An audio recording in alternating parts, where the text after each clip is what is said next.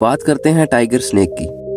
दोस्तों, tiger snake नामी ये सांप ज्यादातर ऑस्ट्रेलिया में पाया जाता है। इस सांप के अंदर बहुत ही पावरफुल न्यूरोटॉक्सिक जहर पाया जाता है। इसके काटने के तकरीबन 24 मिनट से 30 मिनट के अंदर इंसान की मौत वाक़ई हो जाती है। ये सांप पाँव पर या गर्दन पर वार करता है, जिसकी वजह से जिस्म पैरालाइज हो जाता है और इसके साथ ब्लड फ्लो भी कम हो जाता है और बहुत ज़्यादा पसीना आना शुरू हो जाता है। रिसर्चर्स का ये कहना है कि इस सांप के जहर का एंटीडोट बनने से पहले तकरीबन 70% इंसान इस सांप के काटने के बाद जान से हाथ धो बैठते थे। लेकिन दिलचस्प बात यह है कि ये सांप इंसानों से बहुत ज़्यादा डरता है।